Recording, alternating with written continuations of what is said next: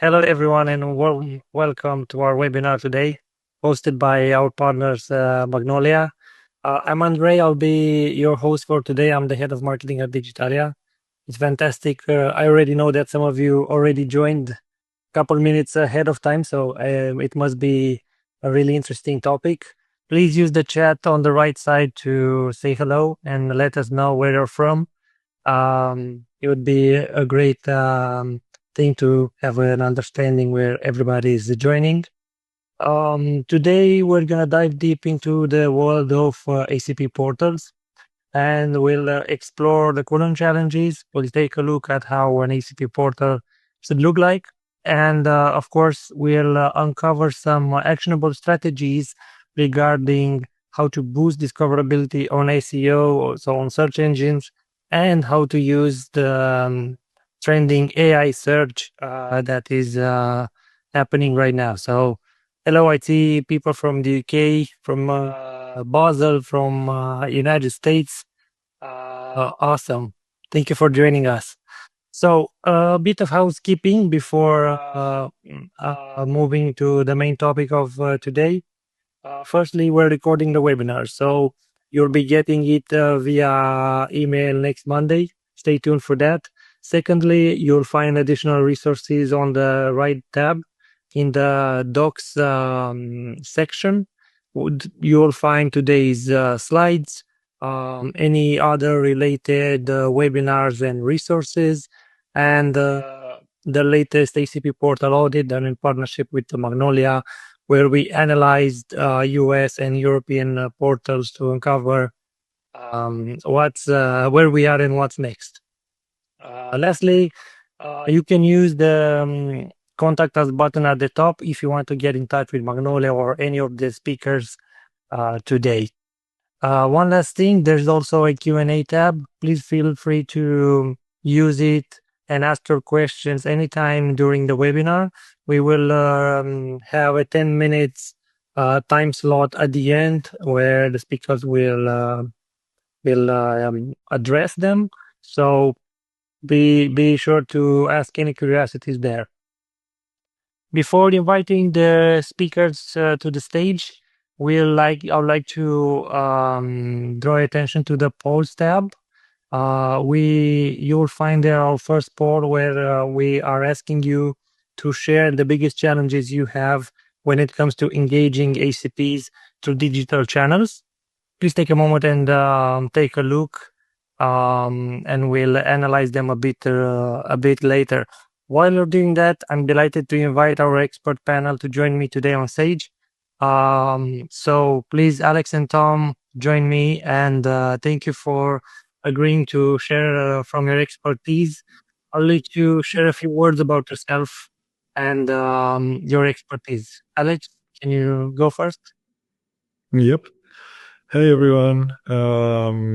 Great to be here. Great to see also some familiar names like Senia. Hi as well, and thank you for the people from the US that joined us such early in the morning for this webinar.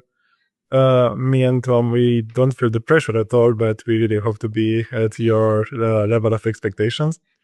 A few words about Digitalia. We are a software development agency specialized in building HCP portals and different AI and digital projects especially for pharma and the healthcare space.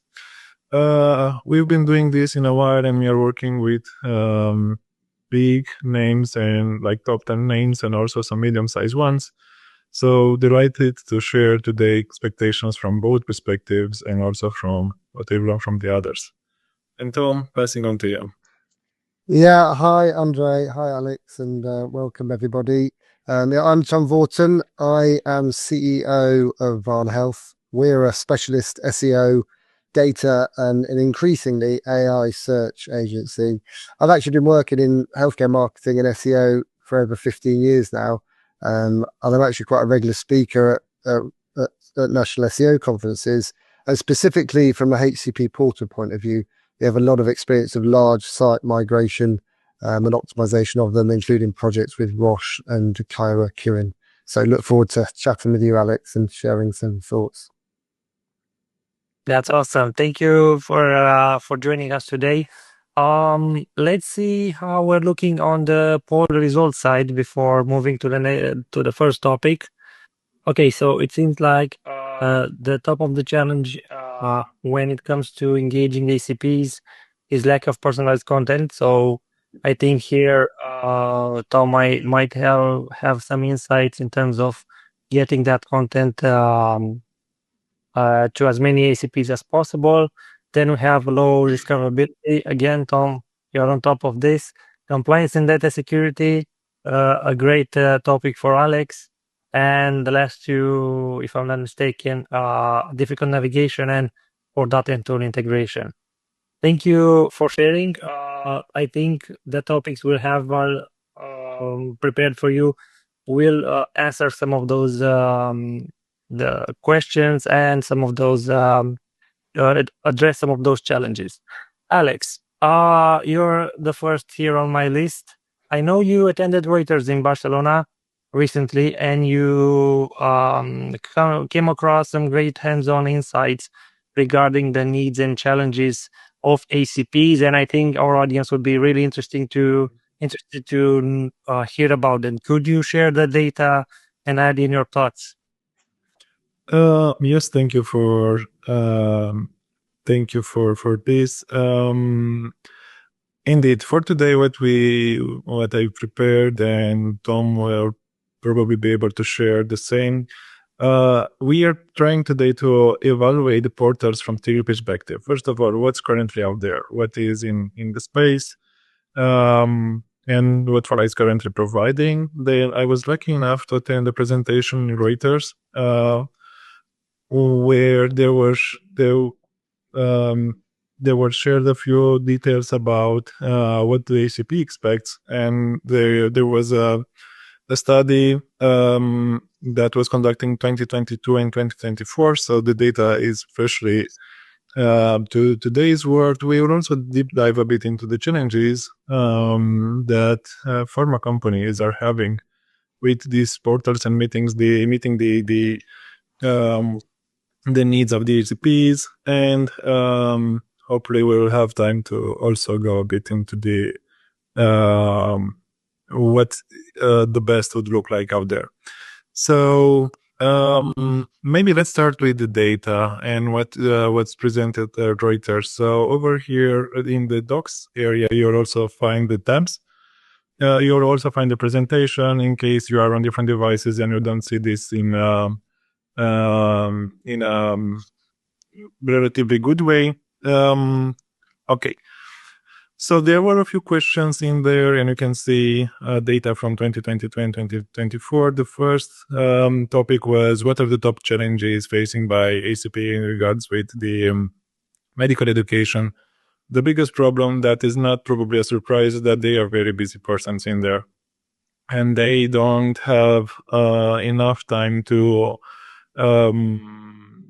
cover medical education as well, especially on the oncology phase. And at the same time, content is spread across multiple platforms, multiple providers, so it's very hard for them to find that. Then, which resources they find the most challenging to find is treatment guidelines.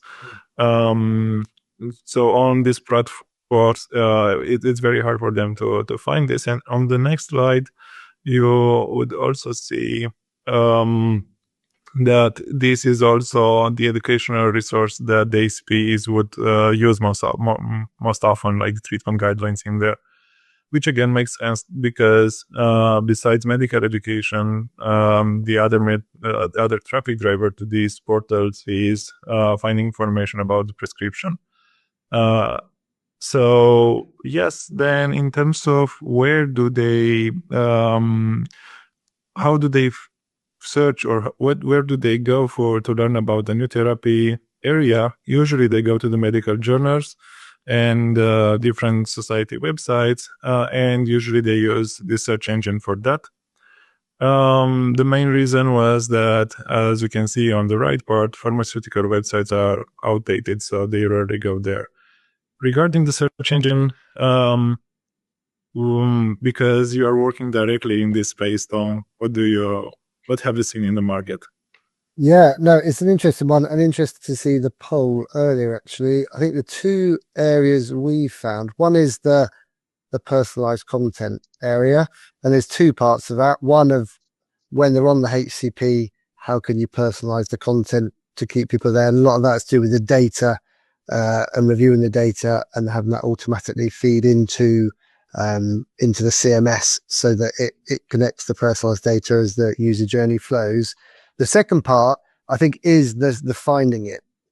There's been a quite a fast evolution of how HCPs expect to discover content, or this is what we found. And in fact, recently I was reading some research by the National Library of Medicine in the USA, and their research showed that 88.5% of HCPs search for medical information daily, or at least several times a week, often focusing on highly specific queries. So it's around drug interactions or adverse events. But we're finding that as a challenge, keeping up to date with how people's how they find information changes quickly. Thank you.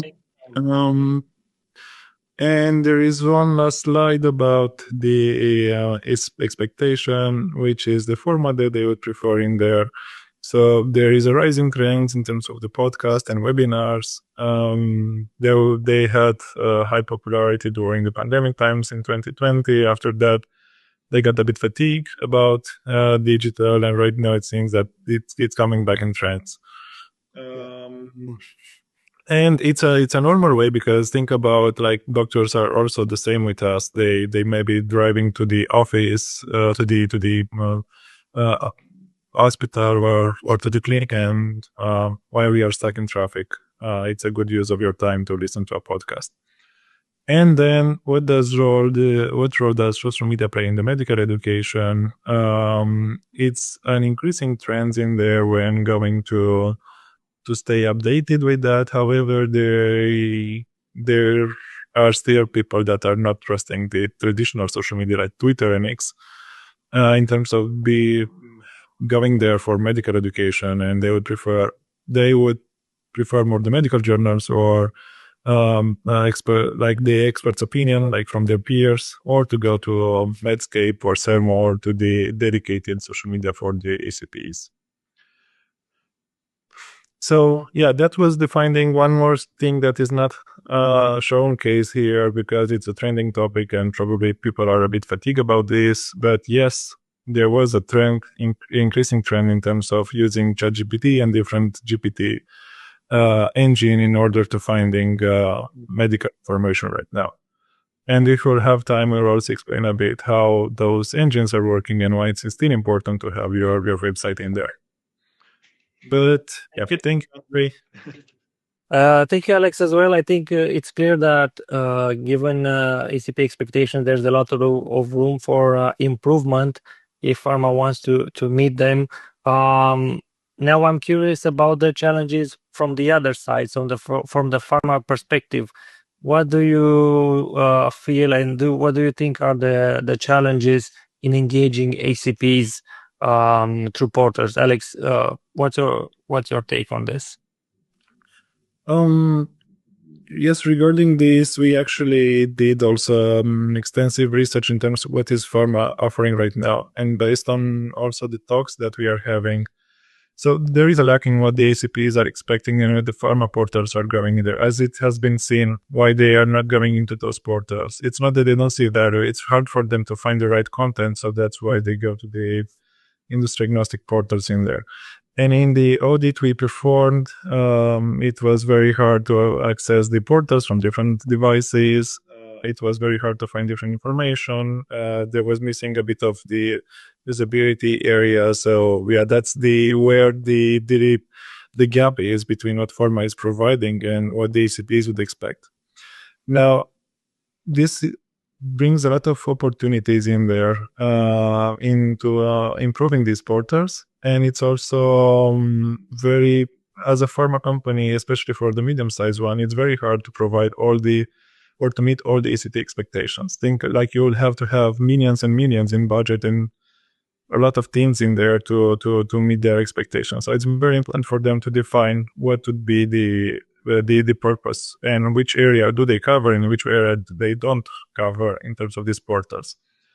Some of the most challenging situations right now for the European portals, there is a lot of regulation in terms of gating the content. UK, it's one market where it's more facile to do that. Like it's not so hard to do that. But in markets like Germany or France, you need to have the gated content, and usually that reduces the activation of the HCP. A lot of them, they don't want to spend the time to create an account. Then the content as the HCPs are also stipulated, it's sometimes outdated in there. So they usually they prefer not to go if they see outdated content because they want latest trends and information in the market. And another consequence of the gated content and the outdated content is the fact that the traffic is well on that,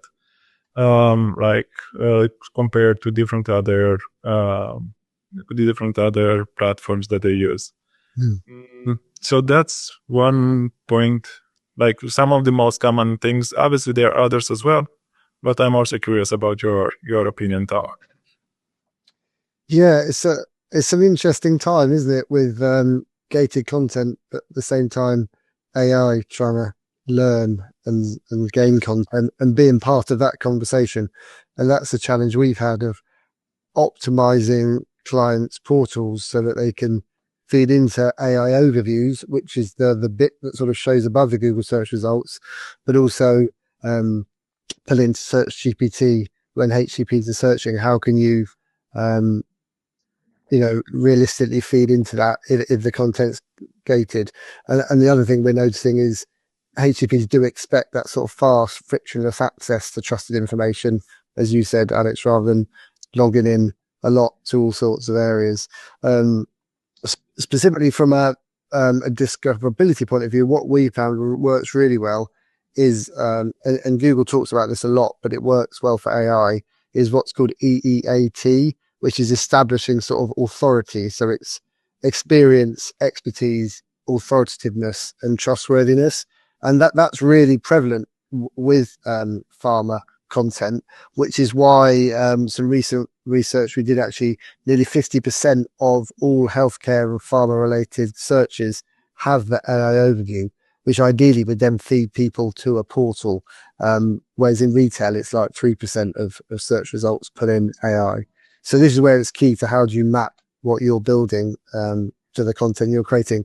And we were discussing, Alex, about the importance, obviously, of what's called the schema markup and the coding behind the site, which often is overlooked when it's a massive website project and people are just distracted with getting signed off for content. There's that really important bit of how you communicate with Google in a fast, efficient way so that the AI bots and Google can crawl your site, which again is tricky when it's gated. And what we found is there's sort of a hybrid version where there's some content you can let Google see, but it's still gated, or creating sort of summary pages to explain what's wrong the gated content, either to encourage people to log in, but also to encourage Google to rank the gated content, which is really important. When you're doing the portals, Alex, do you find, is there a challenge with getting the actual content live and people managing the content and updating it, or does that normally work quite smoothly on your system? There is a challenge, especially the MLR process is quite different in this organization. In the big ones, it's a more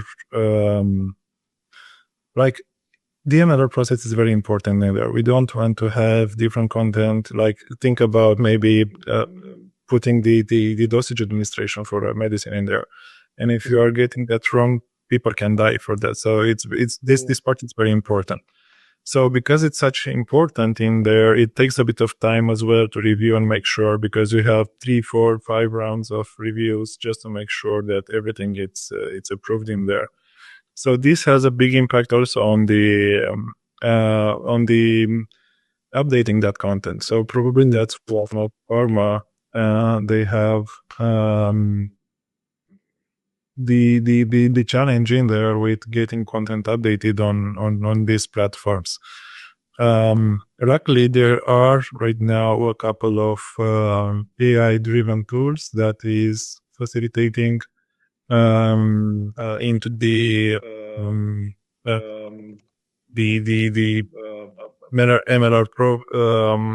MLR approval process. Like for example, Source Health, it's one of the startup that is actively doing this actively working with pharma companies to speed up this process and makes things a bit easier in there. Yeah. Oh, interesting. Yeah, because actually, one point you make there about the compliance, what we found worked well was when the SEO was brought in right at the beginning of the HCP portal project, so that you can sort of map almost like search phrases in clusters that HCPs are using to then feed that into the content ideation so that so it doesn't have to slow down the compliance process. But obviously the content's created in the compliant, but also search engine friendly way at the same time. That's not to say you can't retrospectively optimize, but that can be a lot of extra work, like you say, with going through compliance. And often we'll deliver sort of audits, but the sooner that the search can get involved in understanding what HCPs are searching, the more helpful it is, we found, with developing content. Awesome. Thank you both of you for your knowledge sharing. We talked about a lot about challenges and stoppers and blockers, but I'm curious to know, Alex, since you've built many portals in the past, you and your team, can you share a best case scenario or an example to actually maybe get inspiration on how we can overcome the challenges and how that might look like? Yes, thank you. Actually, I have a slide prepared for today as well regarding the best practices. Nice. Yes, and again, I can remember you in case you don't see the slide. You can also access the docs part on the right side of the platform, and you can you can see it from there as well. So this is just one example. A bit of a spoiler: we are also working with the Colombia team to build something even better than what we have today, like to provide two different options.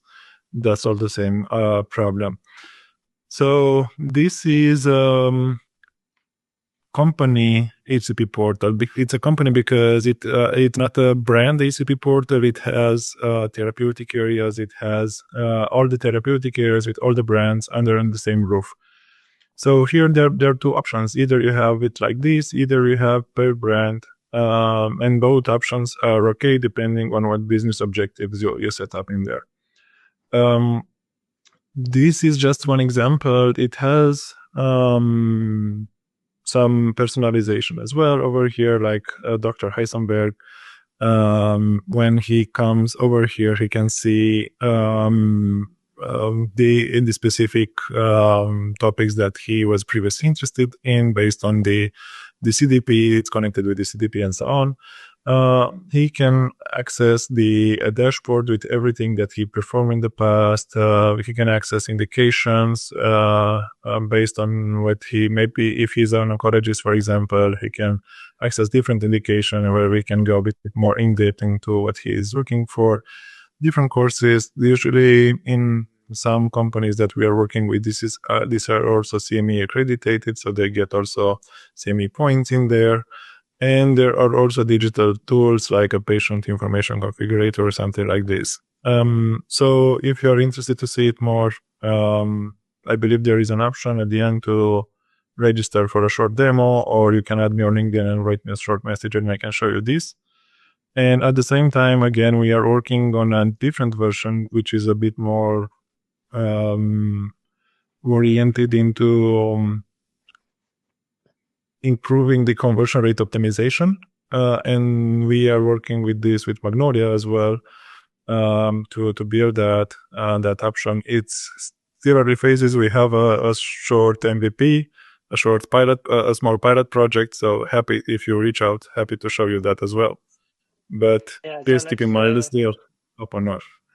yeah, as Alex mentioned, there's a new poll opened for those of you who want to get a better look. We couldn't go through the entire demo that Alex has, so that's just a screen to get a better understanding of how a personalized portal can look like. So please take a moment to respond. I think we'll keep it open until the end, so you have time to make up your mind.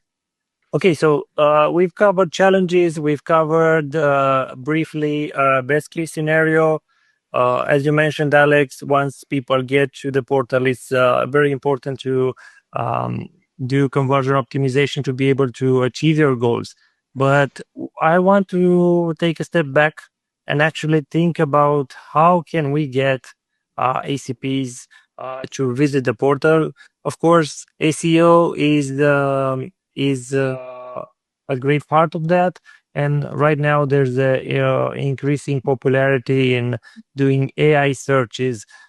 Tom, I know you worked on creating a few essential steps that pharma can take to prepare their content for SEO and for the future in which obviously AI is involved. So please share a few insights that our audience can use.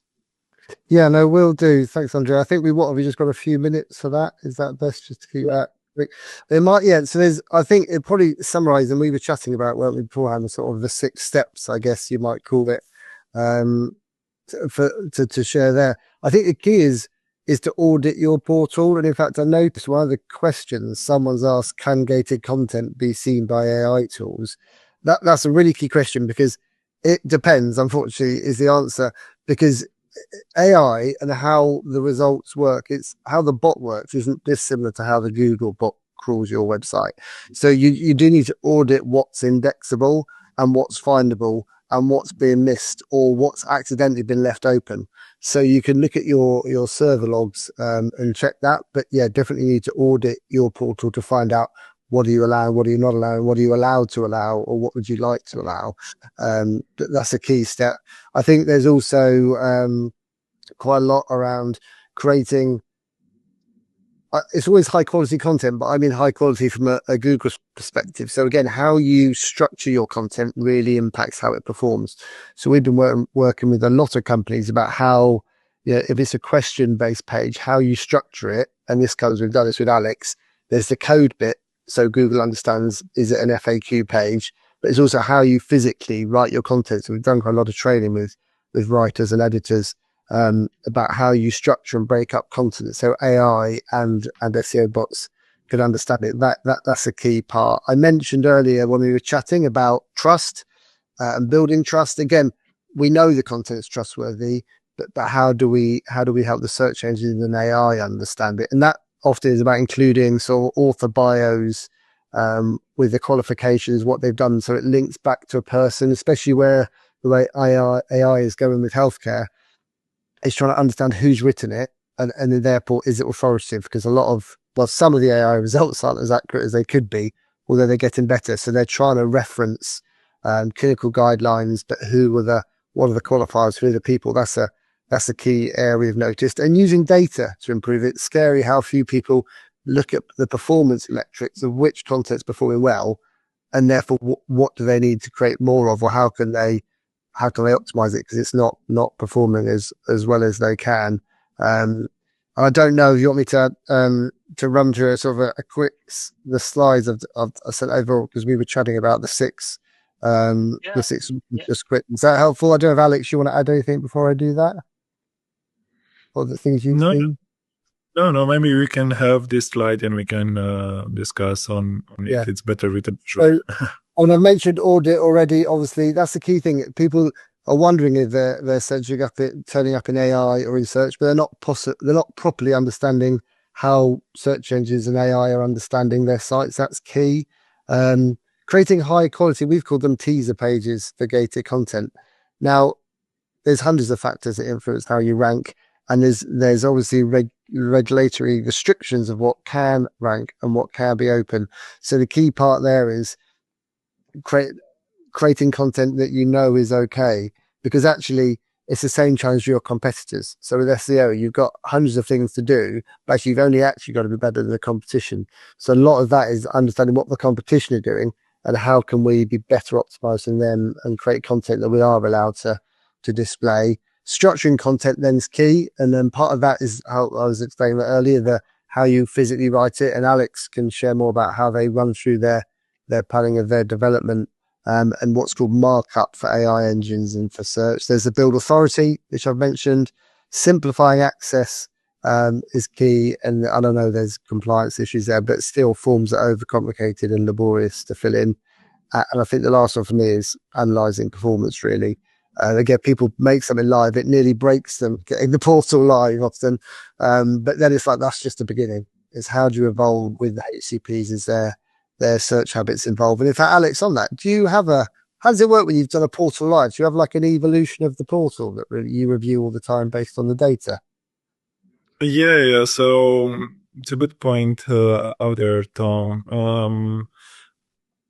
There, there was a lot of evolution. For example, we started to work with a client that it's very well seen in terms of innovation, and they've been today I also read a report that they've been recognized as one of the most innovative companies in the industry. So we started to work with them. We built a portal since 2019, and we constantly improved that. What we also noticed recently, like and we noticed this on Digitalia website as well, which was a very nice surprise for us. The way the GPT engines work is that they crawl the internet or the websites, and after that they take snippets out of that and they give you the answer based on the data in there.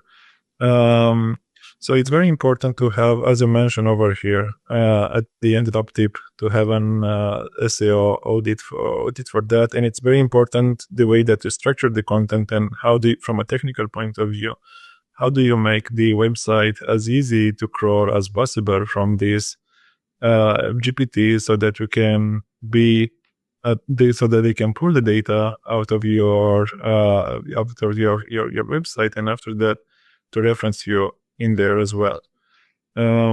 So we've seen the journey with this client and also with ours, like from in terms of how was it to to make the website in such a way that it can be found in the AI search engines.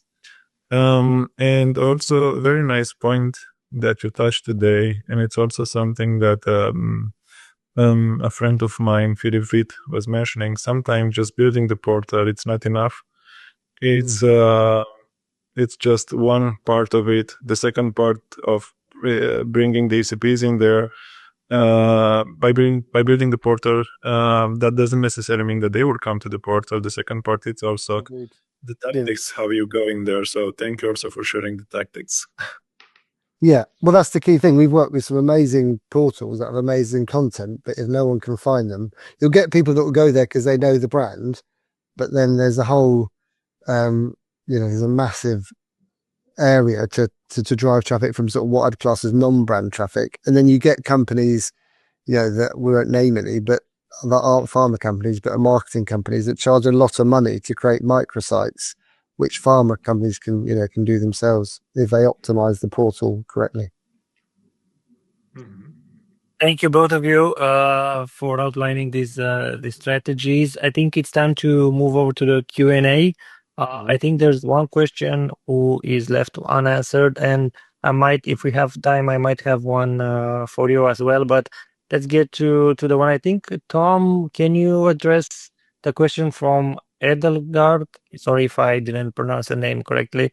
So, are HCP starting to use AI tools for their research open evidence? If you care to answer. Yeah, so that's an interesting one. There's no specific research that we've found about that. Anecdotally, HCPs that we work with are, but they're sort of early adopters of technology. So I think definitely, like I said, there's the data showing from the National Library of Medicine in the USA, about 88% of HCPs searching for AI, or searching for answers on Google, which includes AI. And we know HCPs that we use to test some of our systems, and they are using it. So I think it's going that way, and it's not going away, is it? That's the reality. I think Yeah. it's too early to say it's been used enough, but the reality is, like when the steam engine was invented, it's not going away. Awesome. Thank you, Alex. Do you have anything to add here, or? Yeah, maybe what it's important to know, it's about knowing your audience. So obviously, for example, in Romania, there would be like more traditional HCPs, like doctors that have, I don't know, 60 years, and they are very well known in the market. Probably they will not be so very digital savvy in there, so they will still use the traditional way of doing. But there are doctors, Gen I, millennials, that are in the rising trend. And I was actually reading a European Union report that it has the millennials have increased, I believe, with 15% from one year to another. So they are what the market is shifting right now. The new generation is coming up with ACPs. So you need to adapt your digital to the new generation as well. And the new generation are the people going to ChatGPT asking for even some, like I had to get for my general physician, and the other day she is using ChatGPT. She's not fully trusting them, but she is using them as a guidance, and she's making part of the entire thing, especially when, I don't know, maybe there is a process that has been changed in terms of how do you fill some paperwork. She is asking that, and after that, she's going to check on the official government. How do you need to fill that thing? So I believe, to answer the question, the trend is rising, especially for the millennials one, and they are using this for process optimization and also for the for doing day-to-day jobs. Yeah. Thank Yeah, you. actually, that's a really good point, actually, Alex. I was just thinking sometimes with AI, we can get really excited about it, but the reality is websites we've worked on that are well optimized for search do well in AI. And it is that actually there's probably quicker wins to be had at just working with your data team if you have one, or work with the data team if you don't. Alex, maybe you can cover the question from Tatiana regarding what's your expertise or your advice on making web intercepts and surveys on web portals more efficient? My guess is that this is related to getting ACPs to convert on the portal. So, any thoughts on this? I don't know exactly, Tatiana. Maybe you can cover a bit with a bit more details. I give us a bit more background. But if I consider this with the traffic to the portals, um, there is no one size fits all. But some tactics that we've seen working in there, for example, having resource that is doing a job for the doctor. One thing we've seen in there, it was like when what we also developed, it was like a patient resource generator. Like, think about oncologists, they have a lot of visits from the patient. It's a topic, it's a disease that is not so, like when people hear the news that they have cancer, it's very emotionally driven. They are thinking about what is happening with their family, how much time they have to live, so they are not paying attention to the doctor. So the patient resource generator we created, it's a tool that it provides the doctor like basically a personalized medical information for the for the disease that he has, and after that it shares with him in a PDF format or in a personalized link that he can take a look at home once he is more emotionally stable. So that's one way that you can drive traffic that's used by the pharma company. It solves the problem of the doctor because he can see more patients and optimize the time spent with a patient. And after that, if you incorporate this into the portal, it basically you are getting that traffic in there as well. Paid traffic, it's also Well, like I did a bit of research, market research for one of our clients recently, and there was a big company in there, in top 10, that had a lot of traffic increased from 20, from December until April. It was paid, some of it, but they also redesigned a bit the website. It did some improvements that are ranking them into the SEO, into the search engines. So I hope I covered a few tactics that could have answered the question. Yeah, okay, there's the one last question from Tatiana as well about asking insights on how to get feedback on the relevance of your web portals for HCP. So any experience, maybe Alex, on implementing feedback features? Usually, yes, there is a in the industry it's called like voice of the customer. So these are, for example, surveys built on Medallia or different other technology. The technology stack doesn't really matter. So these are usually feedback things like surveys that you are sending via email after that to get is think about a webinar. You run a webinar, after that you send a survey to evaluate the performance of it and put a topic in there to ask feedback from the HCP. Some other things is like if you go on the blog, you can also evaluate like on the traditional blogs. Let's say if you go for I don't know, searching for a vacation, you can you've seen like this rating system with stars. Yes. The same be implemented in the pharma space as well, in the blogs. In terms of how do you get feedback in terms of if the content was relevant or not. There is also some hidden metrics that you can do. For example, if you have a chatbot in there, you can monitor in a compliant way, like without identifying the HCPs, what questions that they put in there, or what was the most used flow, and you can optimize your digital strategy based on that. Or it's also based on the number of the attendees or how much time did they spend on a certain page. That can give you also some insights in terms of what are best performing and why, because you can have some heat maps in there and you can see exactly where do they spend their time. Awesome. That's really helpful, I hope. So we're at the end of the webinar. We covered a lot of ground today. So thank you for the speakers for joining me today. Don't forget to use the docs tab to grab the resources while you can. If you have further questions, please use the contact us button at the top of the page. If you want to get in touch with any of the speakers or Magnolia to get more insights. If you didn't have the chance to answer the latest poll regarding a demo walkthrough over an HCP portal, please do that before we wrap up. And a final reminder that the recording will be available to you on Monday, and you can share it and watch it back whenever you can.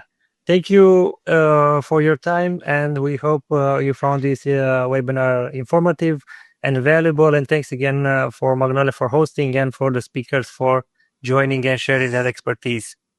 See you on the next one. Thank you. Thank you. See you. Bye-bye. Bye.